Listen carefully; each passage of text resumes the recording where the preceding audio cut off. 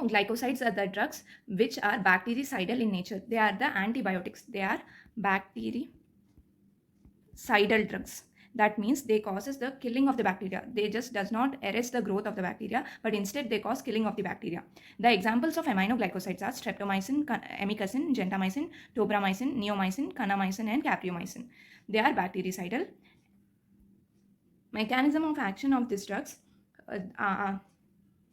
For the entry of aminoglycoside into the bacterial cell, consider this as a bacterial cell, and this is a plasma membrane, and this is a cell membrane. And for the entry of aminoglycoside into the bacterial cell, it needs oxygen. This process is an oxygen dependent process. So that's why aminoglycosides are only effective in aerobes, not in anaerobes. They are effective only in the aerobes.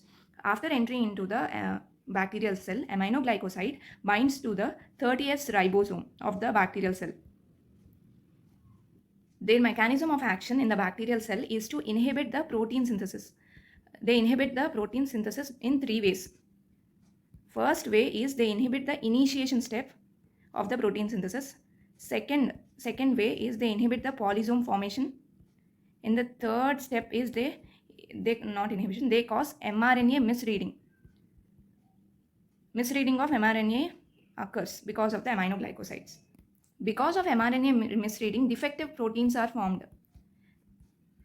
Because of mRNA misreading, these defective proteins are formed. These proteins get incorporated into the plasma membrane or the cell membrane of the bacteria, in which results in permeability will be altered. Altered permeability occurs, and destruction of the cell occurs. Cell destruction or autolysis. In this way, the aminoglycosides cause killing of the bacteria. The mRNA misreading can result in premature termination of the growing peptide chain, or there may be incorporation of wrong amino acid into the growing peptide chain, which results in the formation of defective proteins. These defective proteins get incorporated into the plasma membrane, and which results in altered permeability of plasma membrane and also the destruction of the membrane, which results in total cell destruction. This is the mechanism of action of aminoglycosides. The bacteria attains resistance to the aminoglycoside by 3 ways. 3 ways are there for the bacteria to attain resistance. If suppose this is your house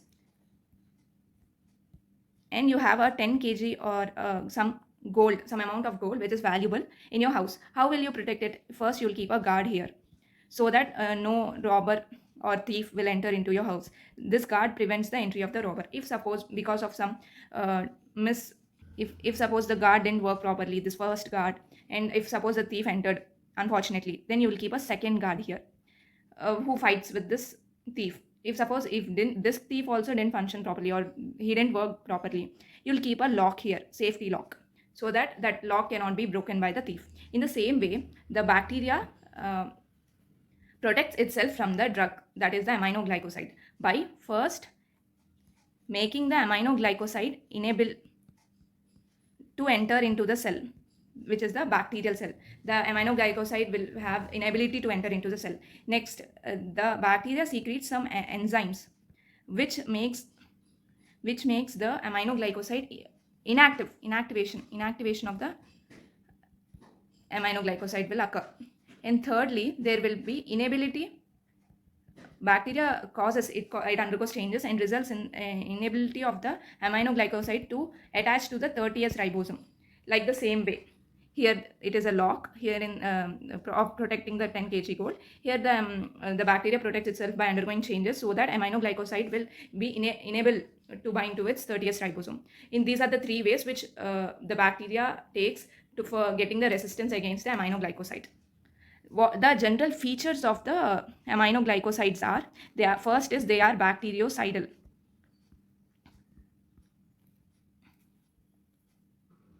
The first feature is they are bactericidal. They cause the killing of the bacteria, and then they are effective only against the aerobes, not against the anaerobes, and they are mostly effective against the gram negative or bacteria. They are mostly effective against, and they are mostly effective in alkaline pH.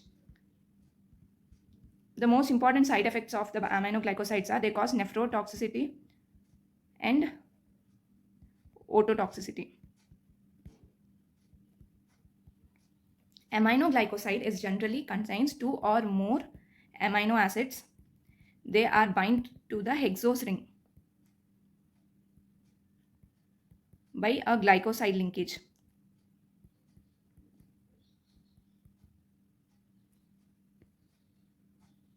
These are not metabolized by the body. Body can't metabolize them.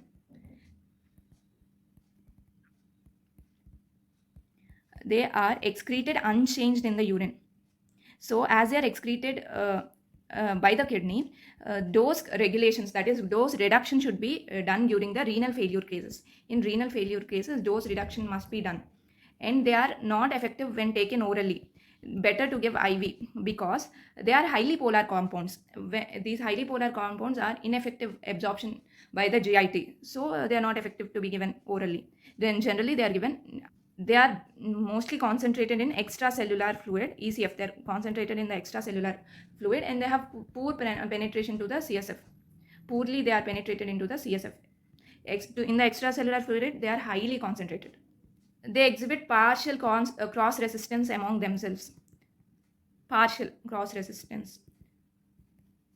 Other most important features of aminoglycosides are: first, it exhibits concentration dependent killing, not time dependent killing.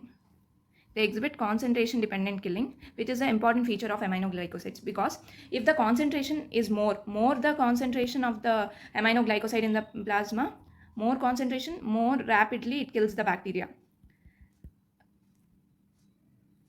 More rapidly the bacteria is killed. This feature is also shown by the fluoroquinolones. Okay. Next, the second feature is there is long duration of post antibiotic effect. Post antibiotic effect is more even if the drug concentration falls below the MIC. That is the minimum inhibitory concentration. Minimum inhibitory concentration is the lowest concentration of the drug which is effective for killing of a bacteria. Even if the drug, after the stoppage of the drug, if the drug falls below this level, even then its effect lasts, because it inhibits mainly the protein synthesis. So it inhibits the protein synthesis even after the stopping of the drug, or even if the drug falls below the MIC, the bacteria does not multiply, or they does not grow, as their protein synthesis is inhibited. The bacteria takes some time. So the duration of post-antibiotic effect is long or more by the aminoglycoside. Adverse effects of aminoglycosides. There are 5 most important adverse effects. Among them are: one is ototoxicity. Second is nephrotoxicity. Next, they have hypersensitivity reactions. And then fourth one is they cause neuromuscular blockade. They cause neuromuscular blockage. And fifth one is during pregnancy they should not be taken. If you have a pregnant woman, and then you shouldn't prescribe these drugs to them, because during pregnancy aminoglycosides may cause ototoxicity, defects to the fetus and all. So you should not prescribe this drug during pregnancy. And they cause hypersensitivity reactions, because like they cause drug fever, skin rashes, and eosinophilia.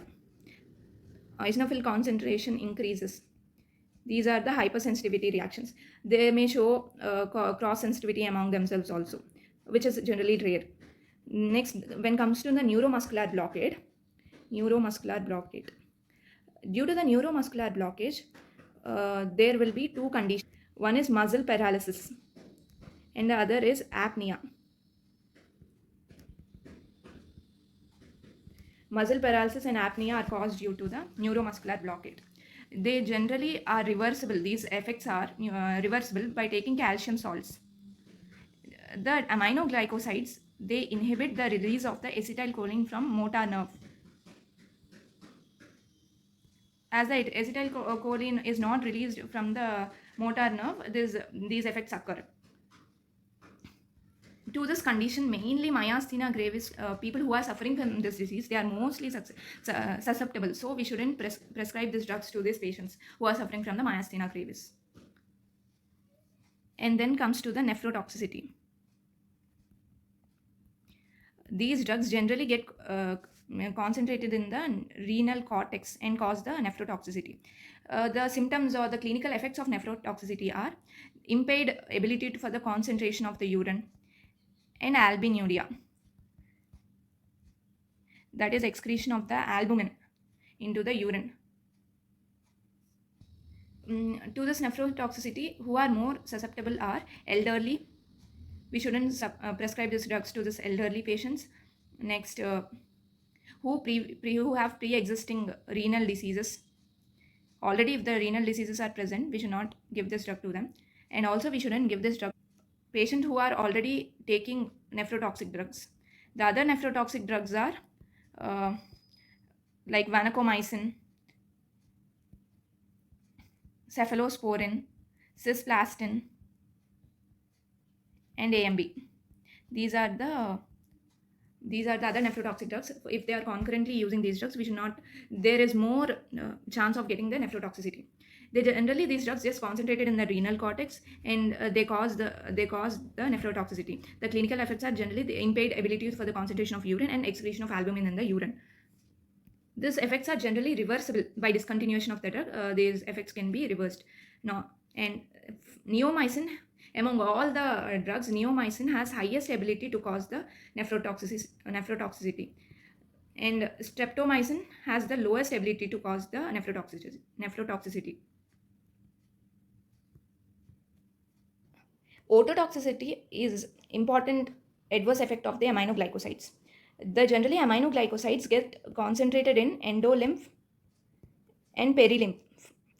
The aminoglycosides get concentrated in the endolymph and perilymph of the inner ear, and they cause damage to the aminoglycosides. First they get concentrated in the endolymph and perilymph of the inner ear, and they cause damage to the vestibular and the cochlear hair cells. Generally, the vestibular damage is mostly caused by the streptomycin and the gentamicin. They cause the vestibular damage and results in the symptoms like dizziness, headache, nausea, vomiting, ataxia, nystagmus. These are the symptoms which are mostly caused by the streptomycin and the gentamicin, that is by damaging to the vestibular apparatus of the ear. And kanamycin and amikacin, mostly they cause the cochlear damage, that is they result in the hearing ability losses, that is they are defective to the hearing sense. That is, they generally cause two types of clinical symptoms by affecting the cochlea. One is the hearing loss. This hearing loss is permanent. This is not reversible, that is permanent. And then the second clinical symptom they cause is the hearing ringing sound in the ear, which is called tinnitus. The tinnitus means the ringing or the buzzing sound which sometimes we may experience, that is called as the tinnitus. That is generally reversible. And the hearing loss which is caused by these two drugs due to the damage of cochlea are not reversible, they are permanent. Ototoxicity is most commonly seen in elderly people, and these are the risk factors for the ototoxicity. Risk factors are elderly people who are already having hearing impairment, who are on repeated use of the aminoglycosides. And if the aminoglycoside concentration is in the serum is always, if it is present, always if it is high, then also there are high chances of developing the ototoxicity. If they use the other ototoxic drugs like vancomycin and loop diuretics.